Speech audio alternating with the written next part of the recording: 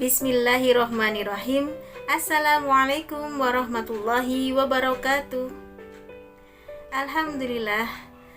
Asyhadu alla ilaha illallah wa asyhadu anna Muhammadan abduhu wa rasuluh. Allahumma sholli ala Muhammad wa ala alihi wa sahbihi wa salim. Rabbi shrahli sadri wa yassirli amri wahlul 'uqdatam min lisani yafqahu qawli.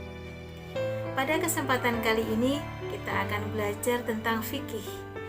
Fikih yang akan kita pelajari kali ini adalah fikih tentang ilmu. Begitu pentingnya ilmu bagi kehidupan manusia, terutama ilmu agama atau syariat, menjadikan manusia wajib belajar dan menuntut ilmu. Bahkan, perintah untuk menuntut ilmu menempati posisi kedua setelah iman kepada Allah.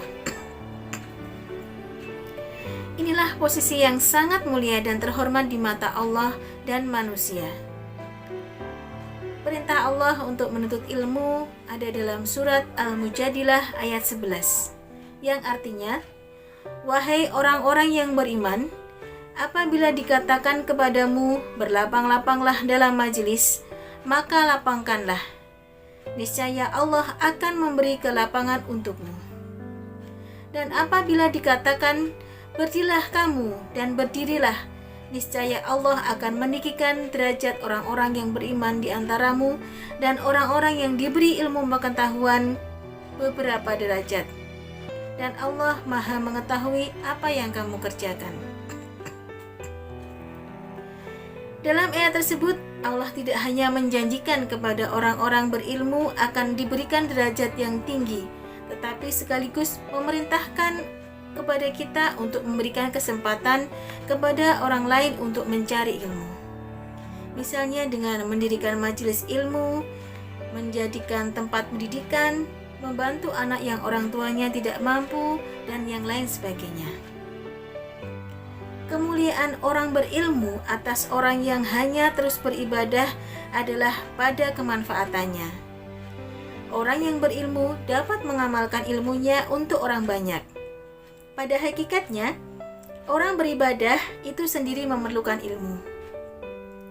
Dalam hadis Nabi SAW, barang siapa ingin mendapatkan kebahagiaan dunia, harus dengan ilmu. Dan barang siapa ingin mendapatkan kebahagiaan akhirat, maka harus dengan ilmu. Dan barang siapa ingin mendapatkan kebahagiaan dunia dan akhirat, harus dengan ilmu. Hadis riwayat At-Tabrani. Dalam menuntut ilmu ada etikanya.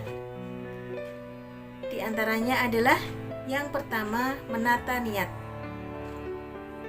Suatu ibadah dikatakan sah apabila berdasarkan pada niat yang benar, terlepas dari noda-noda yang mengotori niat tersebut.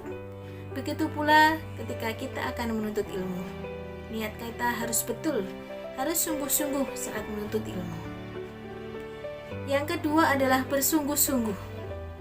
Orang yang bersungguh-sungguh tentu tidak akan pernah berputus asa selama belajar.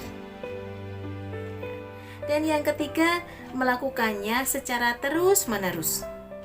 Sikap yang harus dimiliki orang yang menuntut ilmu adalah tidak mudah puas. Dengan begitu, dia akan terus-menerus belajar tanpa henti selama hidupnya. Kemudian, etika dalam menuntut ilmu yang selanjutnya adalah menghormati dan memuliakan guru. Penghormatan kepada guru antara lain dapat dilakukan dengan selalu menunjukkan sikap rendah hati kepadanya, menghormati guru, tidak memotong pembicaraannya, dan menyimak saat guru menjelaskan pelajaran.